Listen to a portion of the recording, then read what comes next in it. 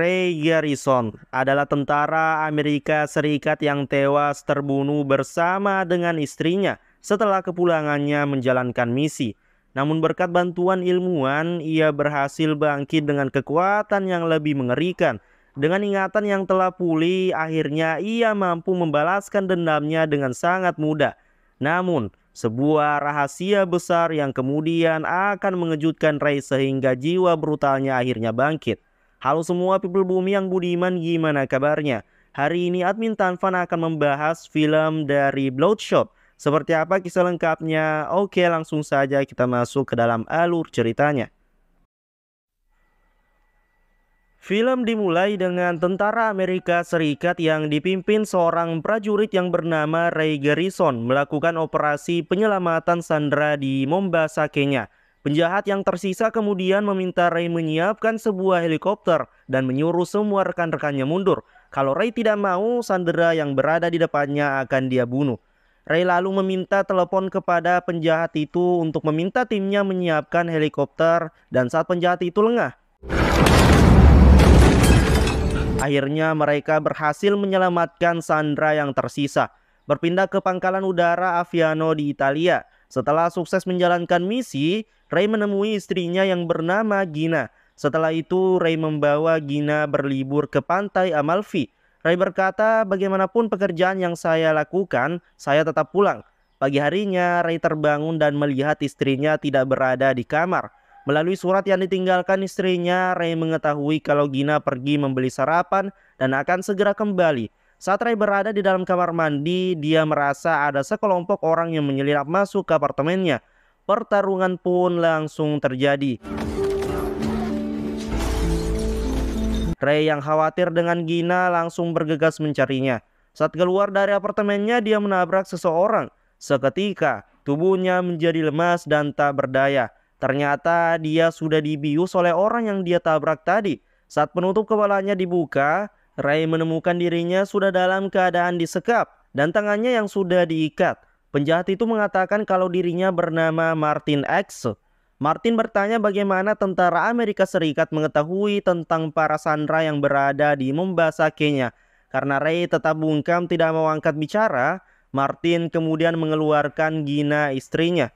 Dia mengancam Ray akan membunuh Gina jika Ray tetap tidak mau memberitahu siapa informannya. Ray menjawab kalau dia hanya ditugaskan menyelamatkan sandera dan tidak tahu tentang siapa informan mereka. Martin yang kecewa lalu membunuh Gina dan Ray.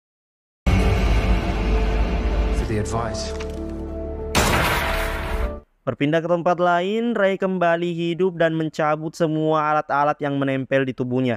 Seorang ilmuwan yang bernama Dr. Emil Harting dan anak buahnya yang bernama Katie kemudian menemui Ray. Emil berkata kalau Ray sekarang berada di fasilitasnya yang bernama RST atau Racing Spirit Technologies.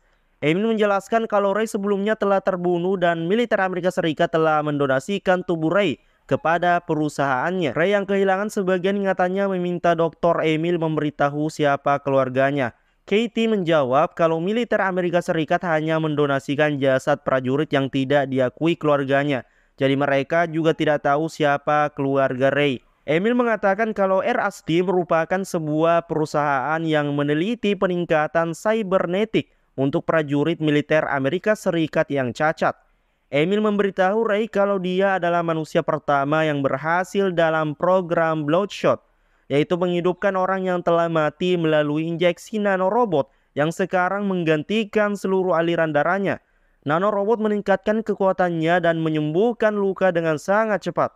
Namun, nanorobot ini perlu diganti dan diisi ulang secara teratur agar Ray tetap hidup. Dr. Emil kemudian memperkenalkan rekan-rekannya yang lain kepada Ray, yaitu Katie yang dari tadi menemaninya. Katie sendiri adalah mantan perenang angkatan laut dan sekarang bernapas lewat respirator di tulang selangkanya akibat serangan kimia di Syria. Yang kedua bernama Marcus Tibbs. Tibbs merupakan Rangers Angkatan Darat Amerika Serikat yang matanya terkena mortar Irak. Lalu Emil menggantinya dengan mata buatan yang terhubung dengan kamera. Yang ketiga bernama Jimmy Dalton. Jimmy merupakan mantan Navy yang kakinya terkena ledakan di Afghanistan. Dan Emil juga sudah membuat kaki yang baru untuknya. Setelah itu Ray pamit pergi ke kamarnya untuk istirahat. Saat sedang tertidur, Ray bermimpi tentang kejadian di masa lalunya. Karena tidak bisa tidur, dia mencoba seberapa besar kekuatan yang dia miliki sekarang.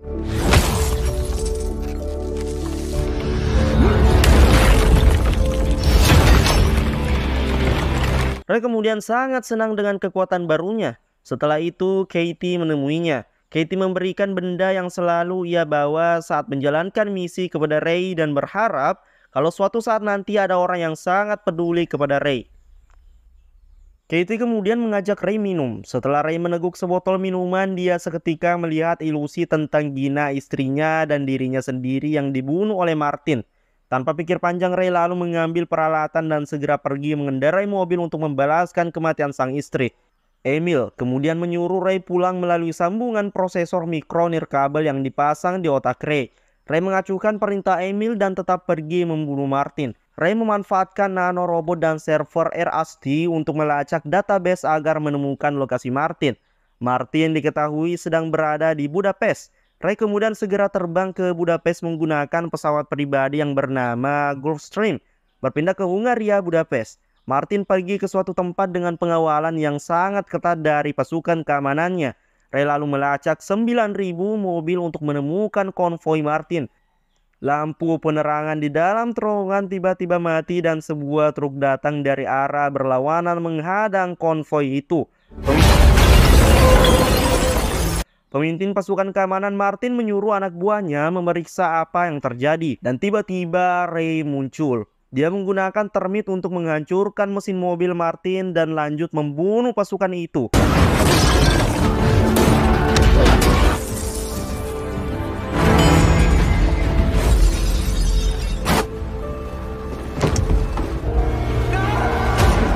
Akhirnya, Ray berhasil membunuh Martin. Berpindah ke landasan udara Oltokol di Hungaria, Katie, Tips, dan Jimmy datang menjemput Ray karena Ray harus segera isi ulang nanorobot di tubuhnya. Sesampainya di RST, Jimmy menemui Ray dan mengatakan semuanya. Sebenarnya mereka hanya memanfaatkan tubuh Ray untuk membalaskan dendam mereka. Mereka membuat simulasi kematian Gina dan mengganti wajah orang yang membunuh Gina dengan wajah musuh mereka. Lalu memanfaatkan Ray untuk membunuh orang itu. Jimmy kemudian menekan tombol agar Ray lupa dengan apa yang dia alami. Anak buah Emil yang bernama Eric kemudian membuat simulasi yang baru tentang pembunuhan Gina, istrinya Ray. Eric mengganti wajah Martin yang telah Ray bunuh dengan wajah Nick Barris. Martin dan Barris merupakan rekan Emil dalam membangun perusahaan Rust. Ternyata Emil ingin menyingkirkan rekan-rekannya tersebut. Katie kemudian menemui Emil. Dia sangat tidak setuju terhadap perbuatan Emil yang selalu memanfaatkan Ray. Emil menjawab kalau ini adalah percobaan terakhir yang akan dia lakukan terhadap Ray. Setelah itu dia akan menjual teknologinya kepada penawar tertinggi. Katie diketahui sekarang bernapas dengan teknologi buatan Emil. Jadi dia tidak bisa melawan Emil dan hanya bisa menuruti perintahnya saja.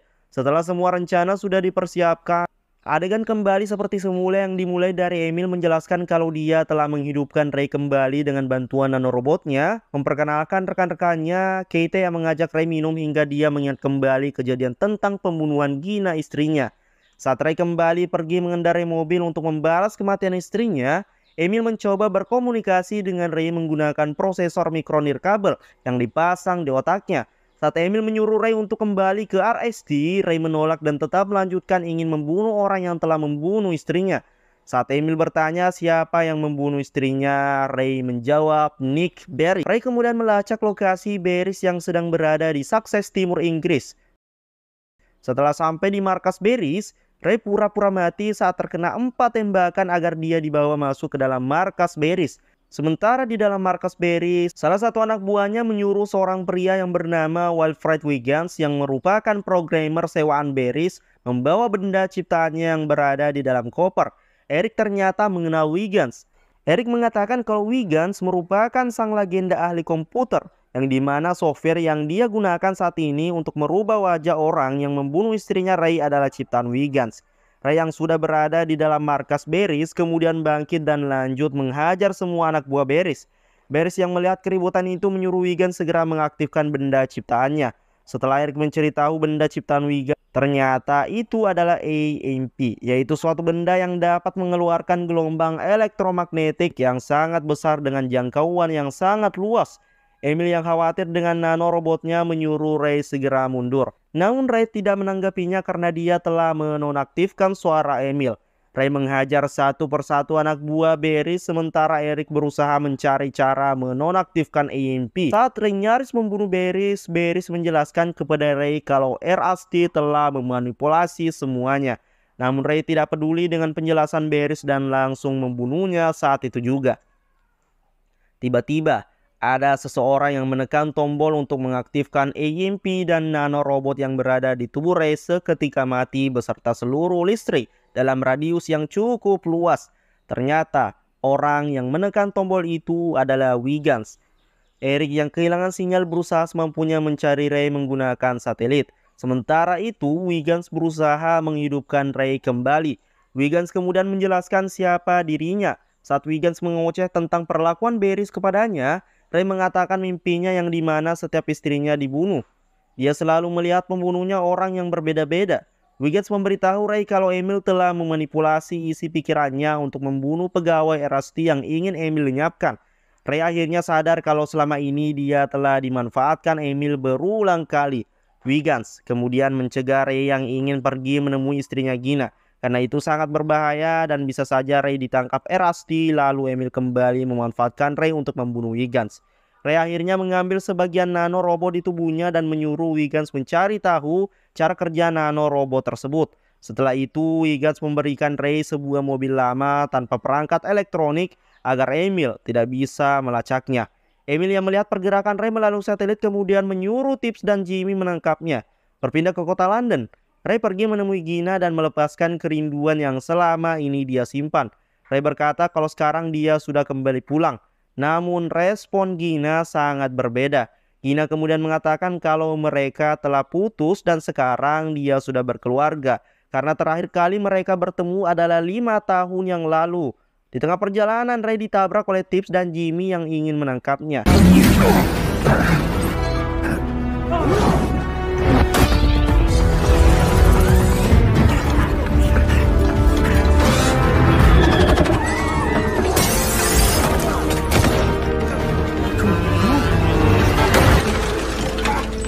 Saat Ray ingin membunuh Jimmy, Tips tiba-tiba datang menancapkan benda ke tubuh Ray. Setelah koneksi kembali tersambung, Emil menyuruh Eric mematikan Ray.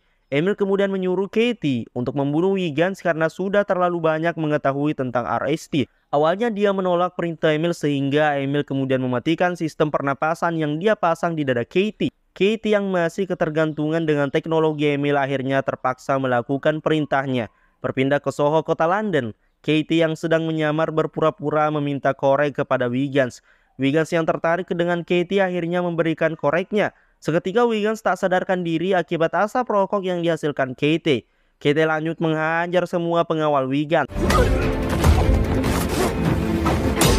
Wiggins yang pingsan kemudian dibawa oleh Katie. Berpindah ke tempat lain, Emil mencoba berkomunikasi dengan Ray melalui ruang saraf. Tempat itu seketika berubah menjadi tempat yang sangat indah dan menjanjikan akan memberikan itu semua kepada Ray asalkan dia tetap mau menuruti perintah Emil.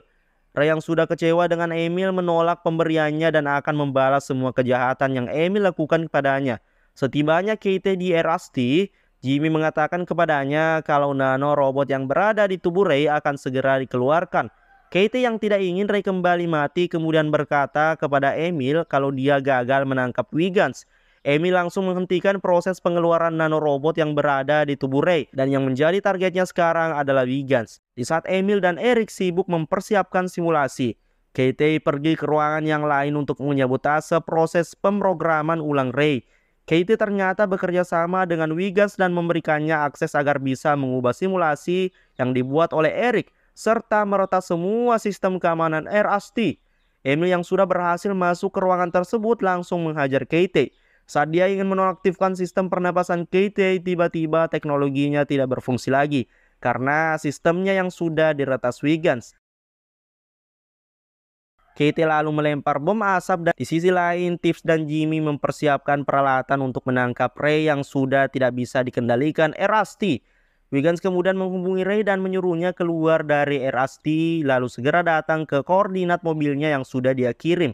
Ray menjawab kalau masih ada urusan yang harus dia selesaikan. Setelah itu, Wiggins memandu Kate menghancurkan pusat server Air Asti kemudian ke tempat Ray. Pertarungan antara Ray dengan Tips dan Jimmy pun terjadi.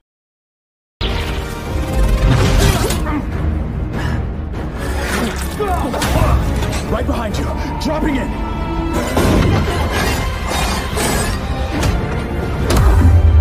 Let him go. Dalam pertarungan tersebut, Jimmy tega menjatuhkan Tips untuk membunuh Ray, namun Ray mampu bangkit kembali.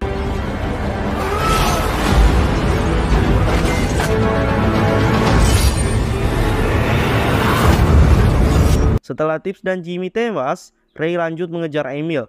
Emil kemudian mengeluarkan senjatanya dan langsung menembak Ray.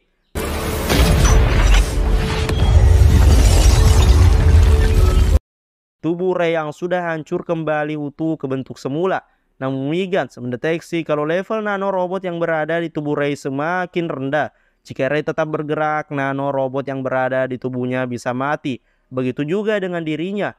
Emil kembali menembak Ray dengan senjatanya. Namun kali ini Ray berhasil menahan peluru Emil. Emil yang mengetahui kalau nanorobot yang berada di tubuh Ray sudah habis kemudian menantangnya. Ray lalu mengeluarkan dan menjatuhkan granat yang dia tangkap dari Emil. Dan setelah kejadian tersebut, Wiggins kembali menghidupkan Ray dengan nanorobot yang lebih canggih. Sehingga Ray tidak perlu lagi untuk disulam. Ray pun sangat berterima kasih kepada Wiggins. Ray kemudian menemui Kate yang sedang duduk menikmati keindahan alam. Ray berkata kalau masa lalu tidak menentukan masa depan. Karena kita semua bisa memilih bagaimana masa depan yang kita inginkan. Wiggins, Ray dan Kate kemudian pergi mencari kehidupan baru. Dan akhirnya film pun berakhir. Oke antum-antum sekalian, itu dia untuk alur cerita film kali ini. Subscribe jika kalian suka. Saya Admin Tanfan pamit undur diri dan terima kasih.